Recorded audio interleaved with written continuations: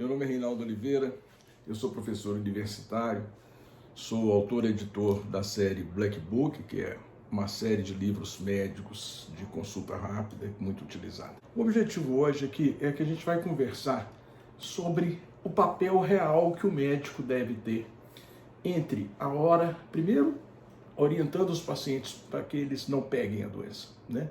Reforçando a importância das medidas preventivas e explicando onde que eles podem estar errando, né? Vamos pensar assim, aquela pessoa que fala pra gente assim, nossa, meu tio morreu, nossa, meu primo está entubado. A pergunta que a gente até não faz às vezes por delicadeza e por empatia com o sofrimento dessa pessoa que está tendo um parente querido sob risco imediato ou que perdeu um parente, o que a gente poderia ter feito para que isso não acontecesse, para que eles não pegassem a doença, né? Porque aquelas pessoas tinham um padrão genético, alguma coisa que a gente não consegue identificar antes, que além das comorbidades, da idade, e que quando elas pegassem a doença, elas iriam evoluir mal, e iriam para o hospital, iam estar entre os pacientes mais graves do hospital, iam para o UTI. E apesar de todos os esforços que a UTI daquele hospital, os colegas conseguiram fazer, o paciente eventualmente não consegue sobreviver. A doença é muito grave e todos nós sabemos disso hoje, porque muito da medicina ela tem essa cultura que médico examina, diagnostica, prescreve um remédio e isso resolve as coisas.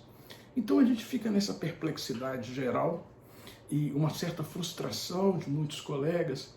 O que é que o médico vai fazer quando numa parte grande da doença, que é entre a hora que o paciente apresenta sintoma até a hora que ele chega no hospital precisando de oxigênio, isso só vai acontecer de chegar ao hospital precisando de oxigênio com alguma coisa perto de 15% dos pacientes, ele não tem nenhum remédio para dar, a não ser remédio para conforto do paciente, que a gente chama de sintomáticos, né?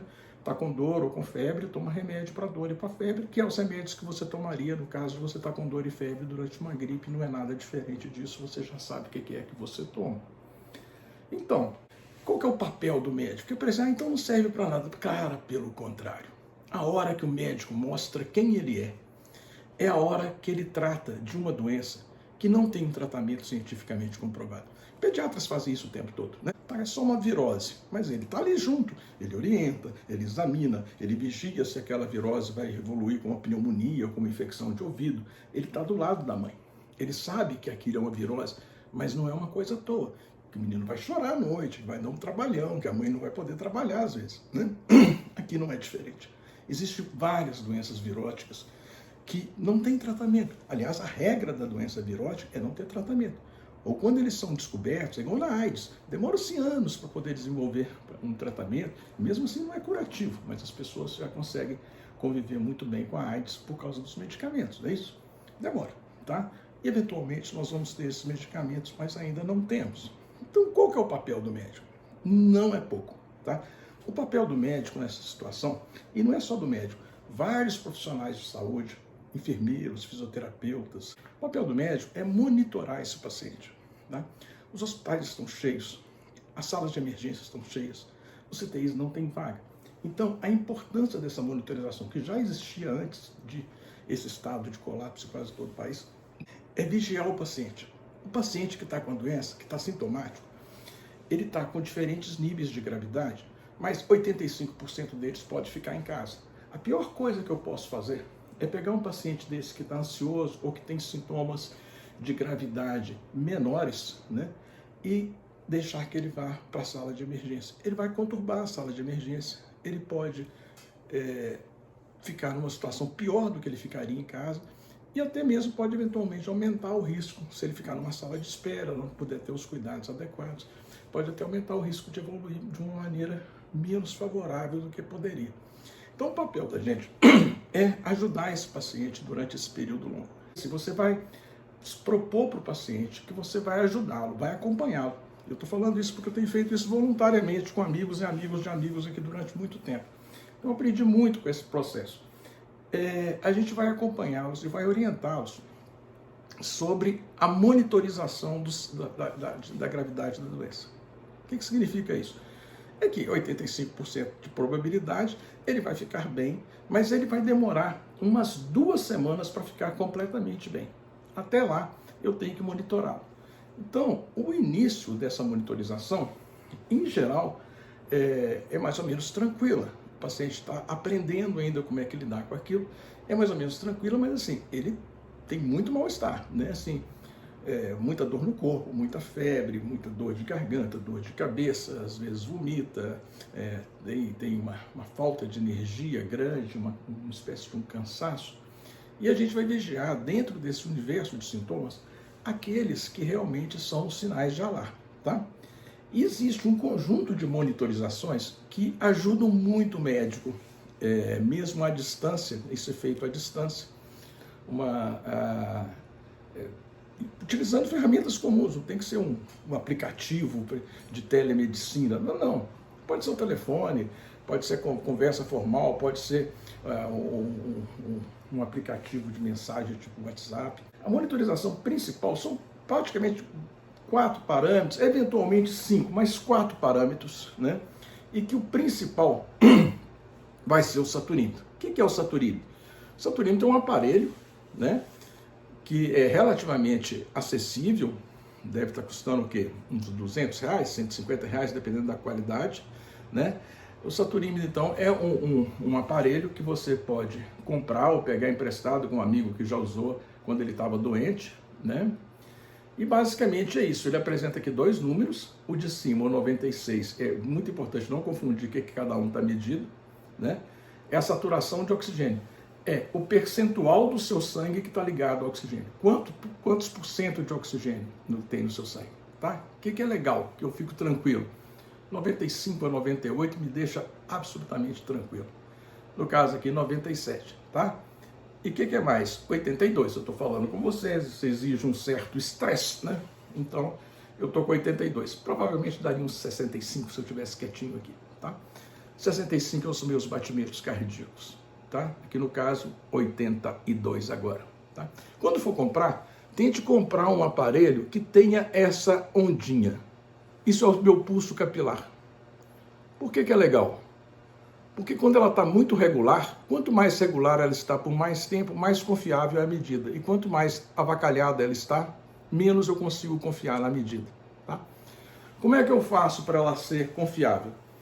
Eu tento ficar sentado ou em pé, mas descansado durante um bom tempo. A mão tem que estar aquecida, se for um tempo frio, se tiver mão fria, é bom dar uma aquecida na mão, qualquer técnica que você quiser utilizar.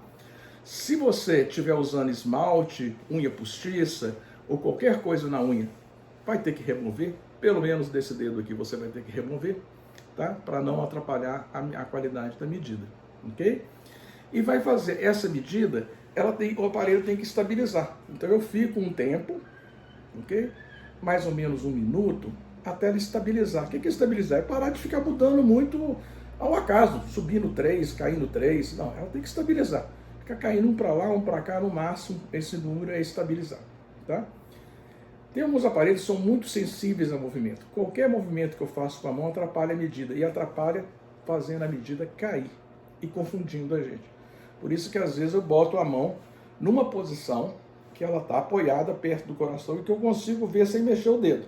Deixo esse dedo mais apoiado. Mesmo um movimentozinho do dedo pode atrapalhar a medida em alguns aparelhos. Alguns, não todos. Ok? Então é isso, é muito interessante a gente orientar o paciente, até porque isso nos dá uma tranquilidade. Porque o principal sintoma de agravamento é a queda dessa saturação, é a queda da oxigenação do sangue, tá?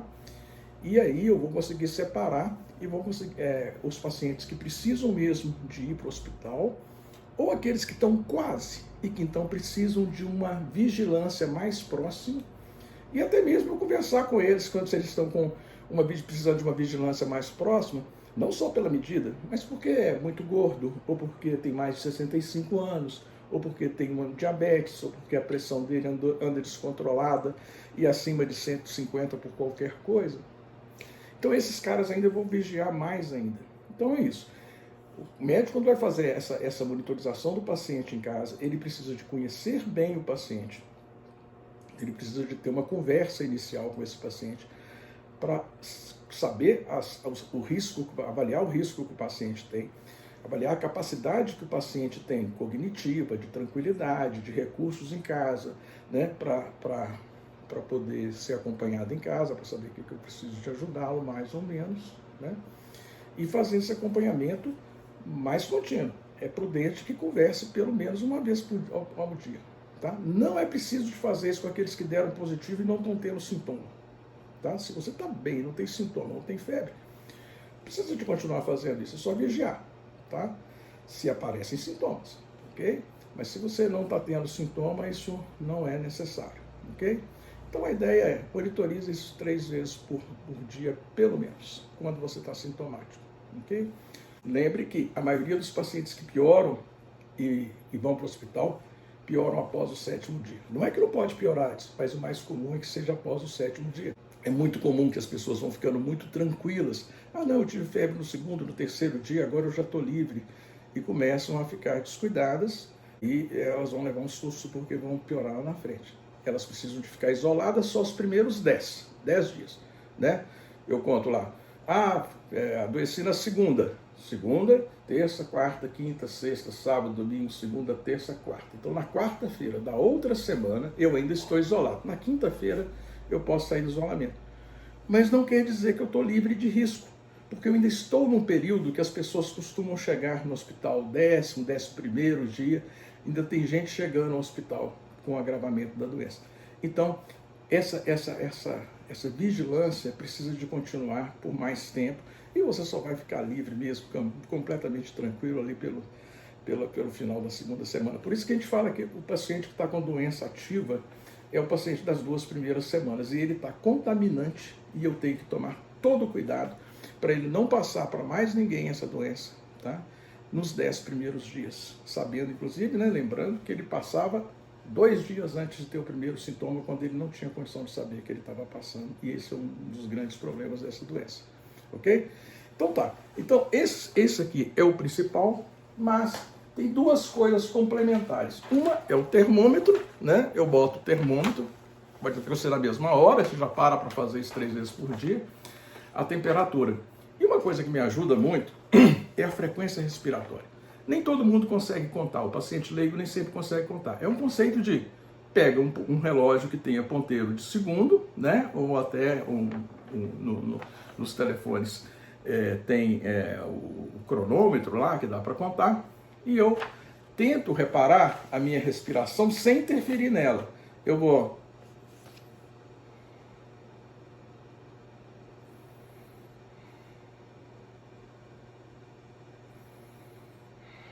Eu estou respirando normalmente, procurando não interferir na minha respiração e contando. Vai dar um número tipo 14, 15, 16, 17, 18, alguma coisa assim, dependendo que tanto que você está cansado. Se você está com febre, ela sobe um pouquinho, se você, né? E dependendo como é que é o seu preparo cardiorrespiratório, você vai ter um pouquinho mais ou menos, tá? Onde que é o alarme da respiração? Quando ela sobe uns 4 acima. Quando ela sobe para cima de 20, eu fico atento. Se ela subir para cima de 25, é um alerta importante. Fácil, né? Não preciso de aparelho nenhum, posso contar qualquer hora que eu estou deitado, vendo televisão, qualquer coisa, e eu tenho essa referência, tá? E qual que é a outra? A outra é a pressão arterial, mas só é necessário em pessoas que estão realmente se sentindo muito mal, né? Se a pessoa já está ficando tonta, sentindo muito fraca e tal, é bom medir a pressão arterial. Mas como pressão arterial é uma coisa boa de medir, e quem tem problema com pressão arterial tem um aparelho em casa, meça durante a doença, já anote e tal. Mas não é essencial. Muito importante isso aqui, ó. Faça você mesmo, né? Faça você mesmo a sua planilha de acompanhamento da doença, ok? O que tem aqui, ó, a data, o dia, a hora, eu até boto uma bolinha ali, ó, com D1, D2, D3, porque assim, para mim saber que dia que eu estou da doença me ajuda, né? Saber, ajuda teu médico a saber. Data, hora, a evolução da saturação, quanto de oxigênio, a evolução da frequência cardíaca, a evolução da temperatura, e se o cara está contando frequência respiratória. É muito, isso aqui foi eu que fiz. Eu estou simulando aqui situações parecidas que eu vi. Mas é muito raro, eu não vi ninguém fazer assim bonitinho ainda, mas se bem que um cara mais metódico consegue fazer, né? Anota também se está tendo falta de ar, aqui o cara tentou ou não, E é legal você falar assim, estou pior, estou melhor, estou melhorando, estou piorando. Agora estou me sentindo melhor, agora estou me sentindo pior. Essa sequência aqui, melhor, pior, melhor. Isso é uma evolução ótima, é o seu diário da evolução. Esteja com isso na mão quando você for conversar com o profissional de saúde que está acompanhando como é que você está indo. Então, gente, qual que é a importância desse negócio? A importância desse negócio é o seguinte, a pessoa que está com Covid, ela está com muito medo do que vai acontecer.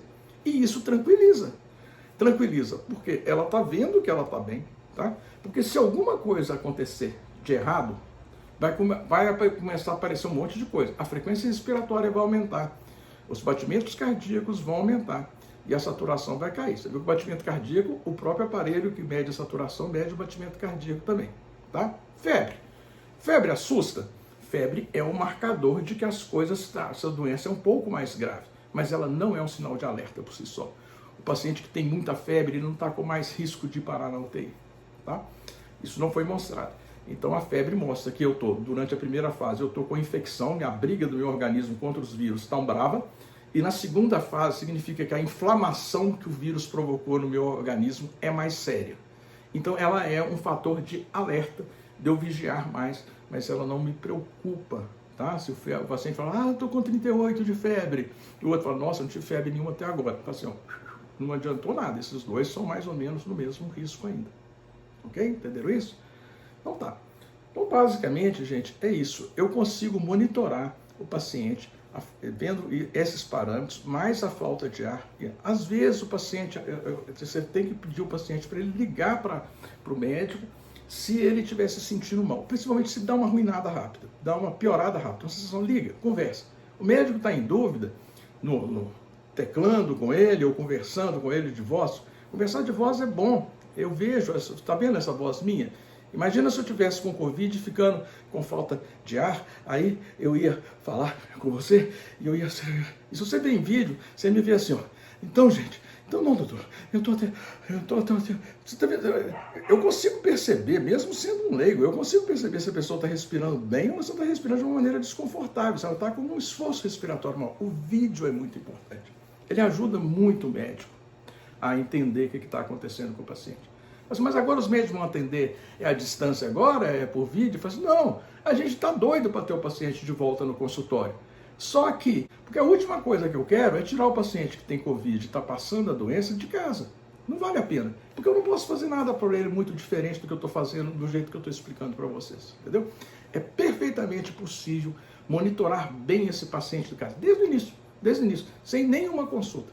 Ele vai fazer o teste deu positivo, a partir daí a maioria dos casos, não é todos, é claro que você tem pacientes que têm umas doenças mais graves, são mais idosos, têm muita comorbidade, e o médico sabe avaliar isso. Ele vai falar, não, eu quero te ver, eu preciso te examinar, vai botar lá a máscara dele 95, shield, vai botar a luva, e vai examinar o paciente. Não tem essa coisa, tá? Então, mas a maioria é perfeitamente possível a gente fazer assim, que a gente chama de monitorização à distância. Os grandes sistemas de saúde, que são referências para nós aqui, o SUS é um excelente sistema, a gente tem feito, para o nível de financiamento que a gente tem no Brasil por pessoa, a gente tem feito um trabalho magnífico. Mas pegar, por exemplo, o sistema inglês, eles têm vários médicos que estão de casa fazendo esse papel de entrar em contato com as pessoas, tá? Então, tá. Então vamos voltar àquele nível. 95 para cima, 95, 98, eu estou tranquilo, tá? 94 eu estou em estado de atenção. Então veja bem, não é o menor valor que der durante o seu período de observação, é o maior. Me interessa o maior valor, tá? Então, e outra coisa, não é a medida isolada que faz eu levar um susto. Eu não levo um susto por causa de um 92, um 93 lá. Eu levo um susto por causa da tendência. Há uma tendência do cara que estava 95, 96, de repente hoje ele só consegue 94, 95, já tem dificuldade de fazer um 96, aí hoje piorou e está com 93, 94, esse cara me preocupa, tá? E a gente tem que ver sempre se há algum fator de confundimento. Então eu meço várias vezes, eu dou uma esticada, umas respiradas fundas, relaxo, descanso, meço de novo. A maioria das vezes a próxima medida já melhorou, tá?